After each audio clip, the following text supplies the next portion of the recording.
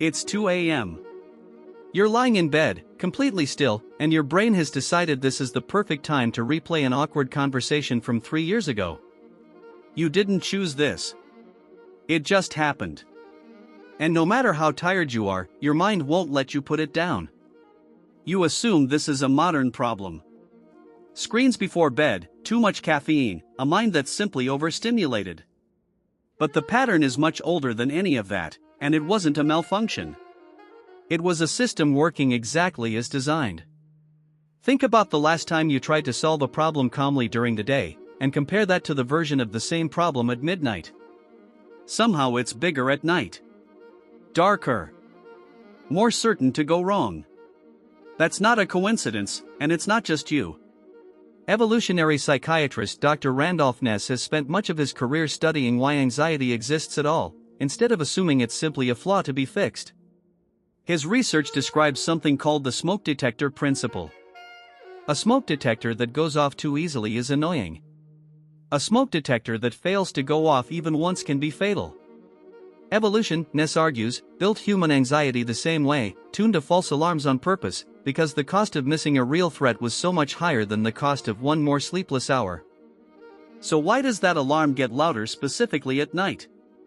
Because for nearly all of human history, night was genuinely the most dangerous part of the day. Sleep researcher Dr. David Sampson has studied sleep patterns among modern hunter-gatherer groups, including the Hadza in Tanzania, to understand what human sleep actually looked like before mattresses and locked doors. His research shows something that reshapes how you should think about your own restlessness. Sleep among these groups is lighter, more fragmented, and punctuated by brief periods of wakefulness throughout the night, not the long uninterrupted 8 hours you've been told to aim for. That fragmented pattern wasn't poor sleep. It was a built-in surveillance system. Anthropologist Dr. Charles Nunn has connected this same pattern to predation risk. Across primate species broadly, groups facing higher predator threat show lighter, more easily interrupted sleep. Deep, uninterrupted unconsciousness in the dark, when your senses are least reliable, was historically one of the most dangerous states a human body could be in. Notice what that means. Your brain waking you up at 2 a.m. with a spiraling thought isn't broken. It's an ancient watchman doing its one and only job, keeping you alert during the most historically dangerous hours of the day. The problem is the watchman never got the memo that the threat changed. 10,000 years ago, that 2 a.m. alertness was aimed outward, at rustling grass, at a shift in the wind, at the absence of a familiar sound. Today, there's no predator at the edge of the firelight. So the same alert system aims itself at whatever it can find instead. An email you sent.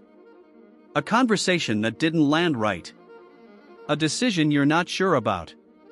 The mechanism is identical. Only the target has changed. This is also why the thoughts feel so much more catastrophic at night than they do at noon.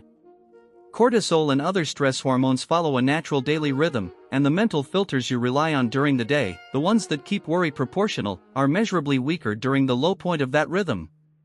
You're not thinking less clearly at 2 a.m. because something is wrong with you. You're thinking with a system that was never designed to run calm, rational analysis in the dark. It was designed to keep you scanning. So the next time you're lying awake at 2 a.m., replaying something that felt small in daylight, try naming it for what it actually is. Not a personal failure. Not proof that something's wrong with you. Just an old watchman, still standing at his post, still doing the only job he's ever known, faithfully guarding a fire that went out 10,000 years ago.